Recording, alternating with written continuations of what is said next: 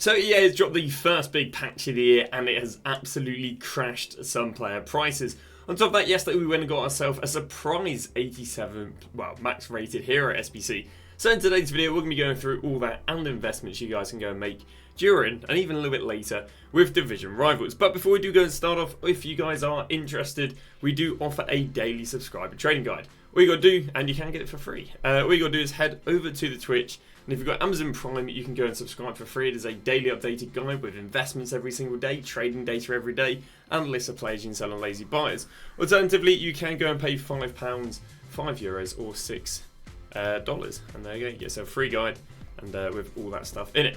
So let's go and cover everything that's going to come out today. So we've got ourselves 3 SBCs, the generic SBC, again a surprise 87 max hero SBC, and a stiller. So without further ado, let's go and talk about the hero SBC to start off with. Now this was a surprise, and the reason this was a surprise is because so far this, I guess, FC24 or FC25, we've had every single hero and icon SBC the exact time we had it in FC24. So even though we had the lone hero and the lone icon on the Wednesdays this year, we also had the loans on the Wednesdays last year. But we didn't actually get the proper, the max 87 hero, the max 87 icon until the Sundays. But this year they've gone and changed it. They've actually gone and dropped the big SBCs on the Wednesday rather than dropping them on the Sunday, which is quite interesting because traditionally what would happen is the market would rise after the hero and icon SBC, and then it'd rise to about a Monday, Tuesday, and then drop. But now what they're doing is they're maybe making it not drop as much over the weekend and instead kind of allowing there to be more drops through the week, which is pretty interesting. It also means that the crash Wednesday evening going into the rebound on Thursday Division Rival Awards will be bigger, meaning there's more profit to make. So we've got ourselves obviously the hero SBC. People weren't too happy with the price of it, 120k. It was 90k last year. I mean, with there being the duplicate fodder exchange sort of thing we have nowadays, I'll be honest with you, I don't think there's much of a difference because the odds on you having an extra 20-30k of fodder this year is probably a lot higher than last year because you can keep these duplicate fodders. So I don't actually think it's unreasonable, EA requiring a little bit more because again, the odds on you having that fodder is higher. On top of that, they do reward more untradeable fodder in Div Rivals. So what did it do to the market? Well, again, it did go and require an 85 red squad and 86 red squad within Inform. 86 red Informs were quite underwhelming. They just went from 18k to 19k. And I'll be honest with you, a lot of SBCs this year, unless they've been significantly underpriced, have been a bit underwhelming for fodder. But yeah, not much of a rise there on the likes of 86 fodder. 85 fodder went from 4.7 to 5k, back down to 4.7. 86s went from 8k up to 8.6k, they're back down to 8. And yeah, finally we got ourselves 87s who went from 13.5 up to 14.5, back down there to 13. So quite underwhelming regarding what it did to fodder, but again, that has been a common trend this year, and I think that is due to the untradeable SBC exchange and people just having enough fodder where they're not really having to buy as much in comparison to last year. Now, what I do think is quite interesting, I actually think this might be the first investment of the video, and again, quite early in the video for investments, is heroes. Now, last year, the hero SBC cards dropped in the panic selling, but they rebounded everything they dropped, basically meaning there was no difference with the market before the hero SBC drop last year than there was after. And as a result, some of these heroes that are down in the last 24 hours, I actually think are going to rebound quite nicely after, after Div Rivals. So for example, we got Guti, who basically has gone from about 160 down to 140. I think he's back up to 160 this weekend with Weekend League. Again, cards over 100k and heroes and icons are anticipated to actually rise this weekend, just a little bit like they did last week. Where they held last week. Previous years they might have gone down. This year, because Heroes held last week, they're anticipated to do even better this year. So yeah, you got Gritty's down like 20k from the panic selling. We've got Beasley, who's down about 10k from the panic selling. We've got Gui, who's down about 20k from the panic selling. We've got Donovan. Donovan wouldn't be someone who's too good to go for. He's only down from 100 to 96, but a lot of 10+% drops there, which I do think you can go and buy and then go and sell over the Weekend League. And that was kind of for the Hero SBC. Didn't really rise fodder much.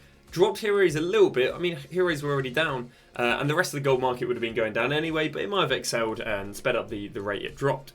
Second thing we're talking about is Stiller. We knew we were going to get Stiller all week, and we were always a bit hesitant on what the demand on Stiller was going to be. That's his base card. They would have to shove a few rockets up his backside for him to really be a useful card, and I'd say at least a Catherine Will and 1 or 2 rockets probably made it up there because, he's got himself a plus 19 pace. Obviously, the shooting is diabolical. Again, this just comes down to EA being quite inconsistent. Turam, I think when he was released, was about 50k.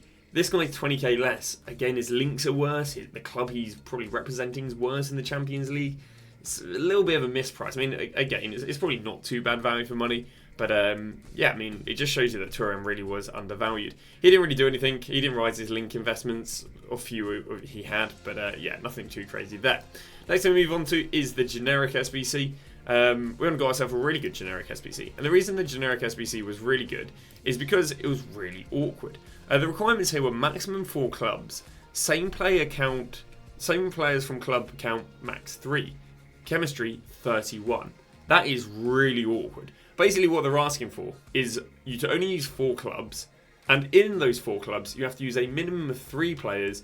Yeah, basically use a minimum of 3 players, because the maximum players you could basically use is 12. It's really awkward. So you're just seeing a lot of club links, probably a lot of strong links.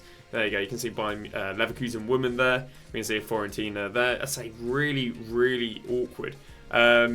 What people ended up doing here is just kind of using one league, but 4 clubs from that one league. Now my recommendation was to go and buy bronzes for bronze prem and silver prem players for 500 coins, ideally from the top clubs, because the idea is the ones from the top clubs would be used probably a bit more than the ones from the bottom clubs. We can see that someone like Amas here went from 500 coins, probably got to about 2.53k, and then obviously went back down again. So yeah, I'd like to think we made a pretty decent play. There were some cards performed a little bit better than what I recommended. Stuff such as players from the clubs who only have non-rare goalkeepers. Obviously, goalkeeper is only one position. It's not like there's centre-backs who can play goalkeeper, and because there's no second positions, obviously, that are goalkeepers, it meant that the goalkeepers from clubs where, they have no rare goalkeepers, they did quite well.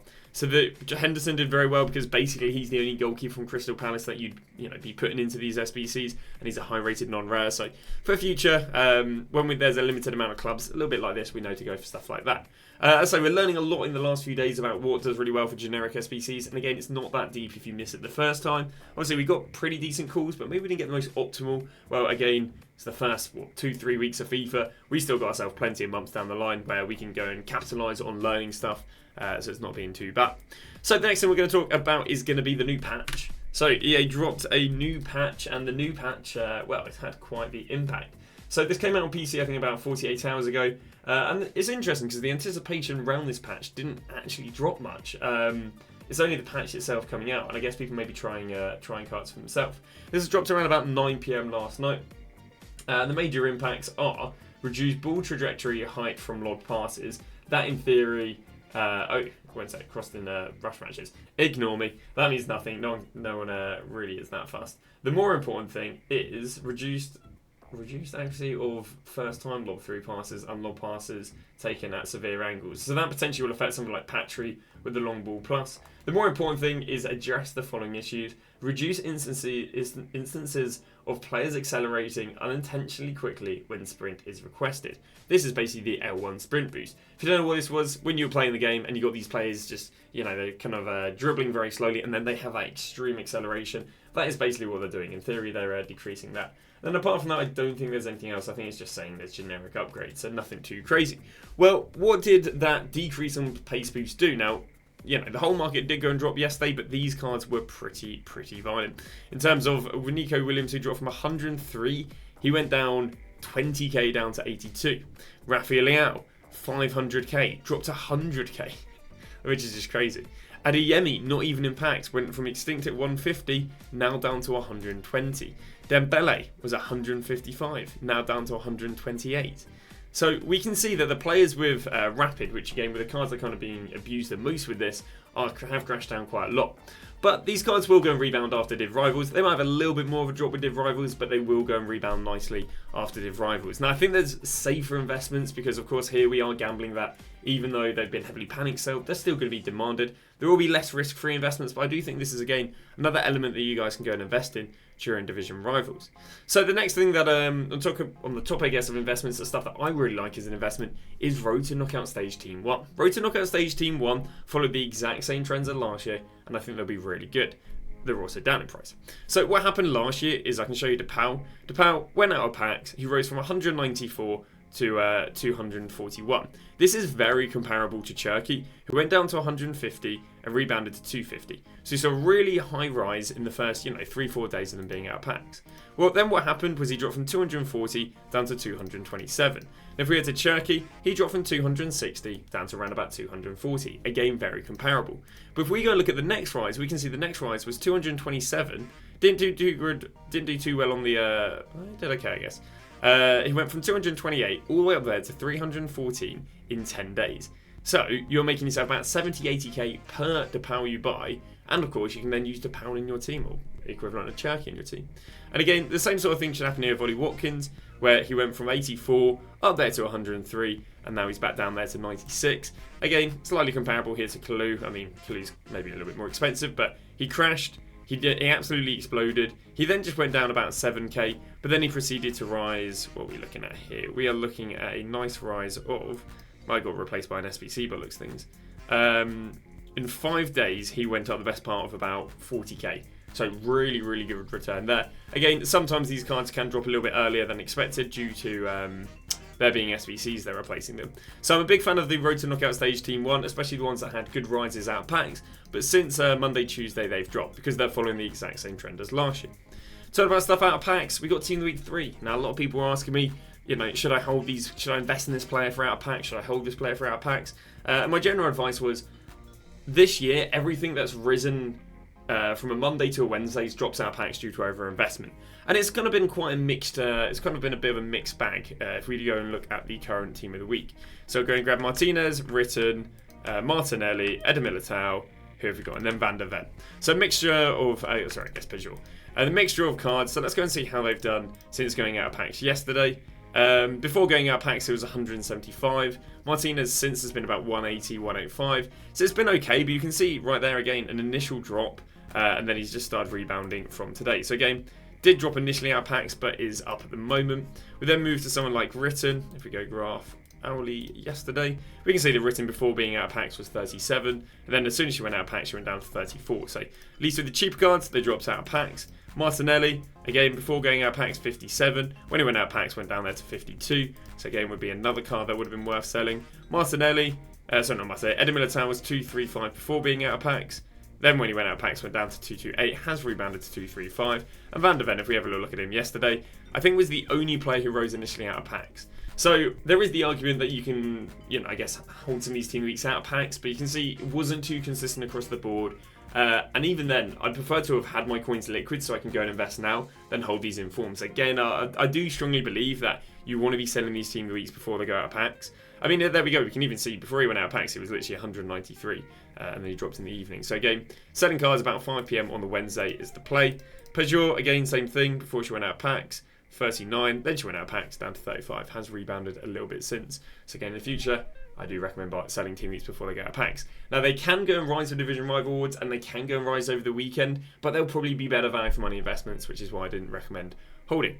So, talking about other investments we can go for, we can go with some golds that have dropped quite nicely. Someone like Chiesa, again, doesn't even have Rapid. Obviously, he's a very well-demanded card, but this card is down from about 137 from before the Hero Pack, and he's down to 110. Really nice drop. He had a great rebound last week, where he probably did the same thing, where he went from 150, got down there to 120, rebounded back up to 147. So again, we expect to see a nice rebound on Chiesa after awards.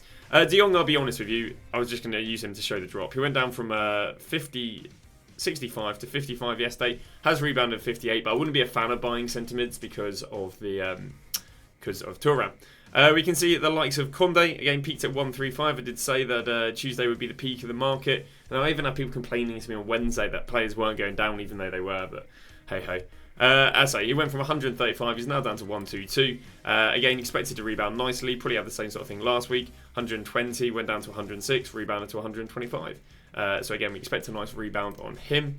Foden, again, I don't think it's affected by the new meta. Went down there from 90, down there to 73. Some people were saying apparently there's a new meta being pushed of, what's it called? Tactical or whatever his playstyle is. What's it called? Stats, info. Can I see your player roles? Stats, player roles. Whatever this is. I believe it's tactical. I don't know why I can't find the playstyles. There we go. Technical. Technical apparently is being pushed as a new meta, although I'm not too sure about it. I just saw a little bit on Twitter when I was looking. Bellingham, again, wouldn't be a card I'd want to buy, but again, has just continued dropping as of recently. Rafinha could be a nice little buy. Was 55 2 days ago. Has got down to 40k. Do expect to see a nice rebound. Saw a nice rebound in him last week, given he did only just go out of packs last week, but he went from 84 down to 72 last week, then rebounded back to 80. So hopefully see a nice rebound on him after Rival Rewards. Another investment you can go for is Road to Knockout Stage Team 2. Road to Knockout Stage Team 2 will rise all the way for about 2 weeks. The best investments here are going for the players with the highest PGP, aka the highest games.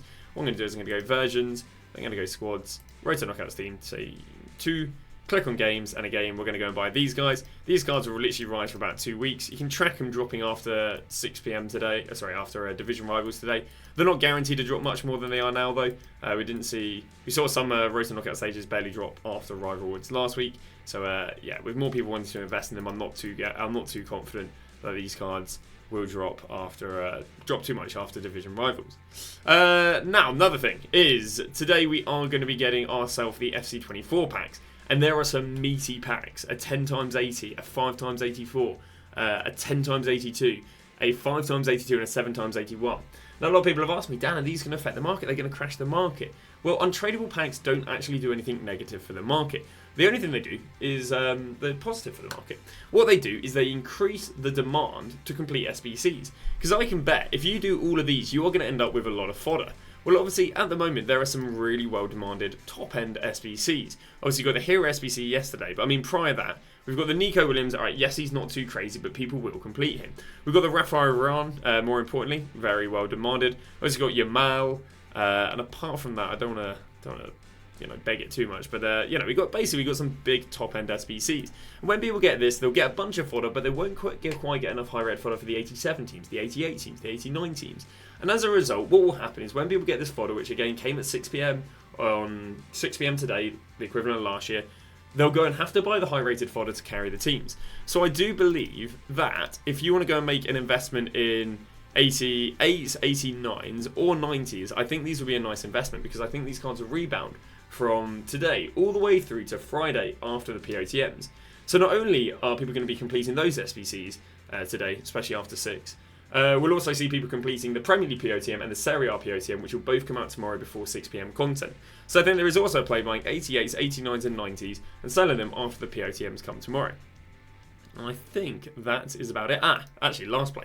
Last play is flipping the current team of the weeks. So last week there was a play where this happened. These drops happened a few hours after the rest of the market. Rest of the market dropped for about some players only 15 minutes, but these team of the weeks last week dropped for hours after hours after hours. I mean, Martinelli here was the cheapest at 11, so it was about 3 hours after rewards. Well, what happened with the current team of the week is they had a nice rebound. He went from 71 all the way up there to 91 in the best part of a few hours. Now, I would sell before 6 PM to play it safe. You could have gone and bought there at 71, sold there at 89 in the matter of about 6 hours. So there is also a nice flip on the current team of the week. There's a nice flip on the current team of the week. But all you got to do is track them and buy them around about midday and then sell them before 6 PM content. Same with Martinez, he was 170k and he went up there to 195 before content. If you want to gamble post content, he even went up there to 215. I don't know if I'd want to gamble post content. Sadly, this week there aren't actually too many meta team weeks to do this with. I'd say the only card you could probably do this with is Lewandowski and Saka. The others are basically all SBC fodder, and I think Valverde will probably be a little bit overkill. Maybe Mane, but Mane only being 1k more than a card that is blatantly SBC fodder, I'm not the biggest fan of it. But yeah, that is going to go and wrap that up. Thank you very much for watching. Again, we will be streaming from 8 all the way through to 6:30. So any questions you guys do have, do feel free to drop them down below. Thank you very much for watching, and we'll see you guys tomorrow with a brand new video.